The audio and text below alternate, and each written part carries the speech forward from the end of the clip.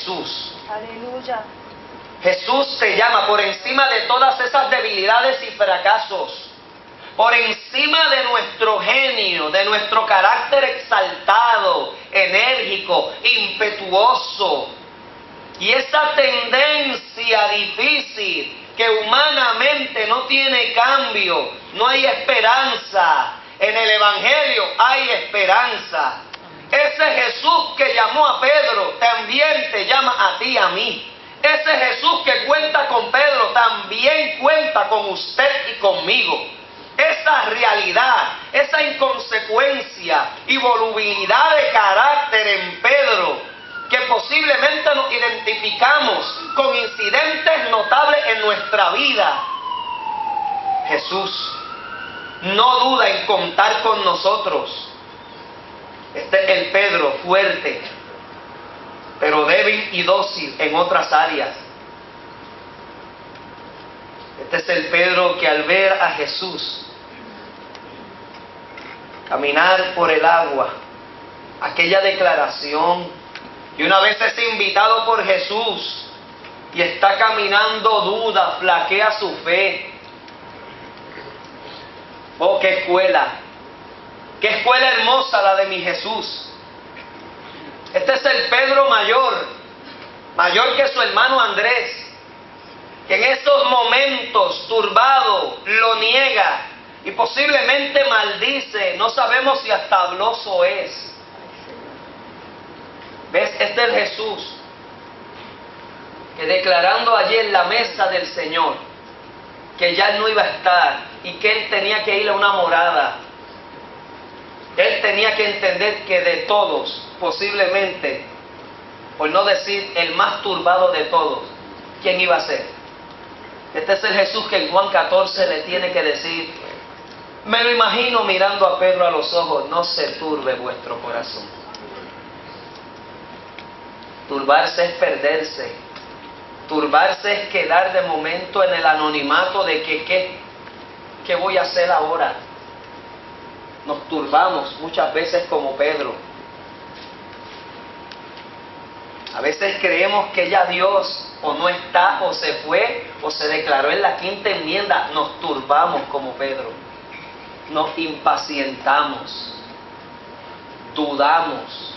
Y muchas veces caminando en el camino flaqueamos. Nuestra naturaleza humana, más que la de Pedro, mire, somos esa oveja como Pedro. Somos esa oveja como Pedro, iglesia. Este es el Pedro que aún también, cuando analizamos unos hechos hermosos, declaró que Cristo era el Mesías divino en Mateo 16. Es el Pedro, escuche bien, es el Pedro que ahora está haciendo unas hazañas hermosas. Este es el hombre escogido por Dios para recibir a los gentiles en la iglesia cristiana, cuando aún se convirtió Cornelio, el capítulo de Hechos 10, versículo 11 en adelante. Estos son los cambios drásticos que veo en la Biblia, que no es otro Pedro, iglesia. Es el mismo Pedro rústico que Dios llama. Es el Pedro que aún simbólicamente Jesucristo le dio una llave. Y esa llave es que a través de aquel hombre violento y mal hablado, de aquel hombre impulsivo, ahora va a usar todo ese impulso para predicar un mensaje donde miles vinieron al Evangelio. Aleluya. Usted ve lo que Jesús ve en nosotros como Pedro. Usted ve la agenda divina. Somos ese Pedro. Esa hazaña de la puerta de la hermosa. Mire, de mis primeras predicaciones cuando juvenil, fue predicar de Pedro y Juan ante la puerta de la hermosa cuando se encontraron con aquel cojo. ¿Quién habla en esa escena? No fue Juan.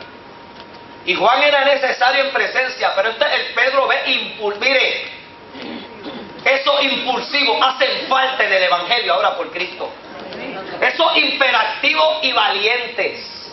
Mira, en la Universidad de Puerto Rico, cuando cursábamos allí los estudios, en la confra, había unos jóvenes con unos caracteres, pero los impulsivos, los más volátiles, eran los que primero en la plaza o allí en donde hacíamos de momento una actividad explosiva de evangelismo, eran los primeros que decían: Dios les bendiga, somos la confra y estamos aquí para darte la palabra del Señor.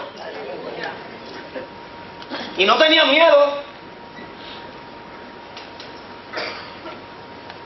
Esa impulsividad, Dios la necesita ahora para el Evangelio. Esa hiperactividad ahora se tergiversa para obrar en bien. Esa valentía, esa confesión. Oh, gloria al Señor. Este es el Pedro que se le dan unas escenas hermosas. Mire, estar en la escena de la transfiguración. Hermosa. Yo me imagino, o sea, ¿qué escuela fue esa experiencia para Pedro? ¿Qué escuela fue estar en la casa de Jairo y ver allí una resurrección de aquella niña? ¡Qué hermosa esa escena en Getsemaní! Jesús necesitaba la presencia de Pedro allí. Te necesita a ti también en unas experiencias. Por eso te está dando unas experiencias para que las grabes, las guardes y te sirvan de zapata en esta vida cristiana. Este es el Pedro ahora que menciona la Biblia, y si está ahí yo lo creo, que ahora en Dios, trabajando y operando, de su sombra se sanaban los enfermos. Santo, aleluya. Maravilloso. Oh, gloria. Ahí está el pescador rústico. Ahí está ese mocho voto. Y cómo el Evangelio lo amoló. De algo inservible a servible. De algo con quien no se contaba. Dios cuenta contigo y conmigo también. Esa declaración de Cristo sobre esta piedra. Mira a quién se le otorga esa llave simbólica. Mire, quien le pregunta a usted: ¿tú me amas? ¿Me amas? Es porque está claro y no hay duda de que esa persona te ama a ti tanto. Se desvive por ti, te tiene en su mente y en su corazón. Es que yo sé que este carácter y esta escena lo que hicieron fue cada vez amar más a Jesús, amar más a Pedro. El amor pudo más. El amor puede más. Con el amor todo se puede. El amor es el cemento. El amor es la base del universo. Amén. Ayer veía una actividad deportiva en la tarde. Me puse a ver una actividad deportiva, un ciclismo en Dinamarca. Una actividad en ciclismo, y me impactó el que cada atleta tenía una bandera de Japón. Qué lindo. Y en cada milla de esa ruta de unos 238 kilómetros tenían una bandera de Japón. Y esa carrera ellos corrían a nombre de ese país dolido y afectado. Ver eso me conmovió, me impactó. Jesús fue solidario. ¿Ves? Jesús es solidario con nosotros. Jesús no renuncia a ti ni a mí. Él no renuncia a ti y a mí.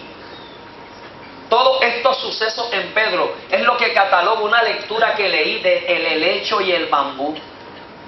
Un hombre hastiado, cansado, y con un aspecto característico, como Pedro le dijo a Dios: ya me cansé de esto. Hasta aquí me trajo el río.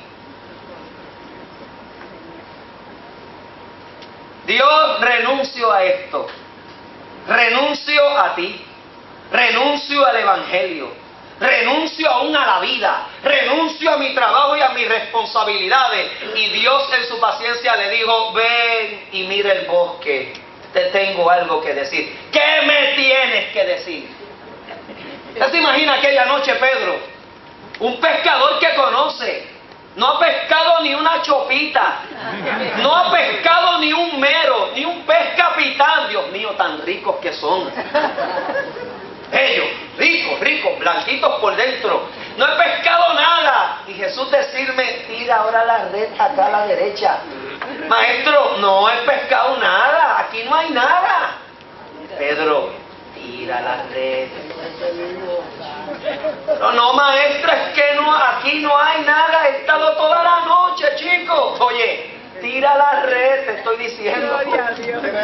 ¿Para qué voy a ir al ministerio sanador? Ven a la iglesia que te tengo algo que decir. Pero ¿para qué ir al miércoles? Algo te tengo que decir. Van a orar por tu necesidad, Centella. ¿Para qué venir al estudio de los martes? Tienes que conocer de la palabra. Ven los martes. Ven, ¿para qué? Estoy cansado. Todos estamos cansados. Ven el martes. Ven el miércoles, escuela bíblica. Ay, Dios mío, pero ¿para qué? Usted quiere crecer en fe. Venga a los cultos más aburridos de la iglesia. ¿Cuáles son los cultos que la gente menos viene? Estudio bíblico y oración. Usted quiere crecer. Usted quiere tener zapata. Venga a aprender de la palabra y aprenda a hablar con Dios. Gloria a Dios. Y Dios le dice allá en el bosque, mira el bosque. ¿Para qué lo tengo que mirar? Mira el bosque.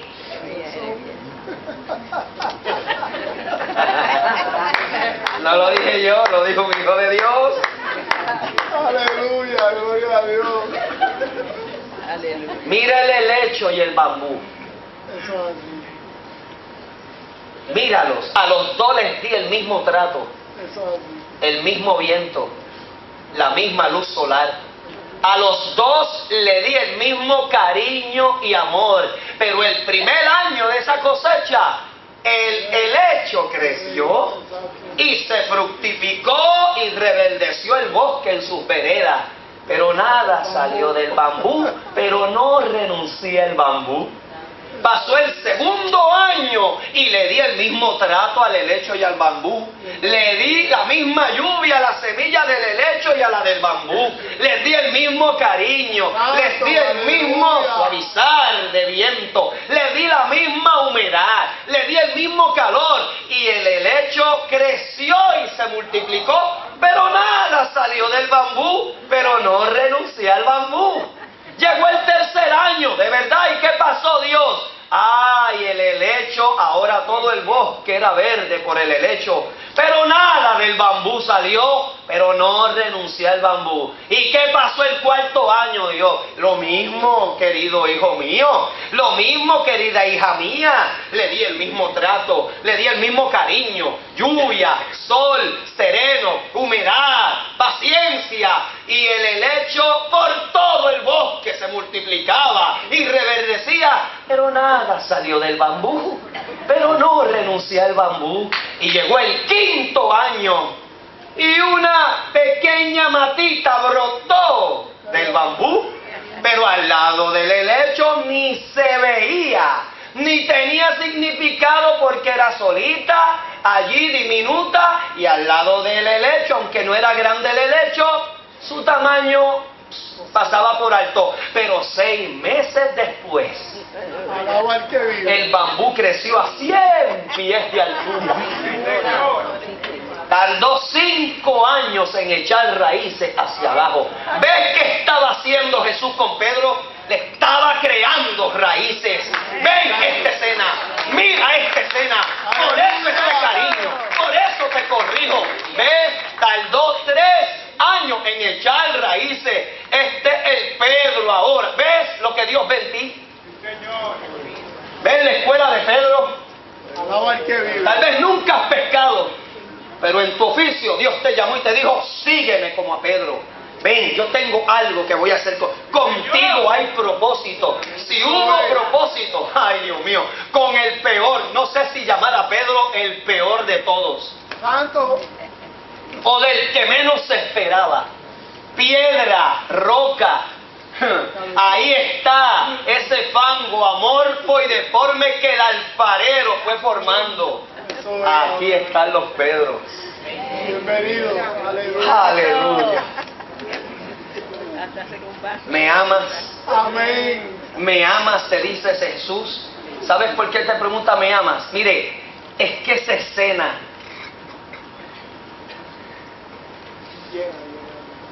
yo creo que después de aquella negación, si había un discípulo que tenía un cargo de conciencia y se sentía el peor, ¿ven por qué Jesús le dice a Magdalena, dile a los discípulos y a Pedro que me encontraré con ellos? Ese y a Pedro, Jesús sabía. Y el escuchar de la samaritana, miren discípulos, el resucitado les dice a ustedes y a ti Pedro, que te espera ver Qué amor en de Galilea. Cristo, ¡Wow! qué amor de Cristo. Y a mí, sí, y a ti te quiere ver. Resucitó el que yo negué, sí, y él cuenta contigo y te espera en ministerio de Santo. Maravilloso. Gloria al Señor. El domingo pasado dimos esta prédica a las 11 y yo confesé algo aquí. Muchas veces mi esposa me pregunta, Joel, ¿tú me amas? Y es que yo estoy convencido que es que ella quiere oír eso todos los días, porque yo sé que ella, el amor que hay por mí. Cuando alguien te pregunta a ti, ¿tú me amas? Usted no dude. Esa persona lo ama a usted. Eso es así. Usted es su vida. Usted es su otro yo. Amén. Jesús preguntarle a Pedro, ¿tú me amas, Pedro? No hay duda. ¿Qué amor le tenía Jesús a Pedro? ¿Qué amor?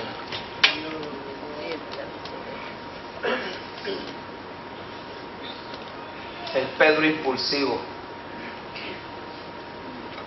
El Pedro impaciente. Rápido.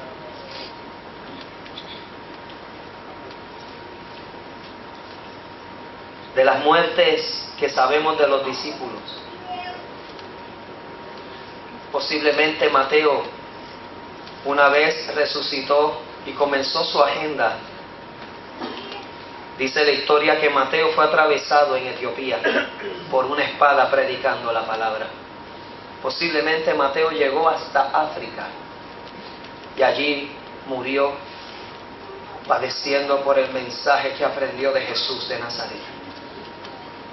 Juan posiblemente es el único discípulo que sabemos que murió de una muerte natural de ancianidad. No sabemos si le torturaron sus manos o sus pies en una isla desierta, ya que el hombre que a su edad avanzada posiblemente a picar piedras, allí es donde tiene una revelación hermosa, la cual hoy posiblemente ese es hermoso el libro de Revelación.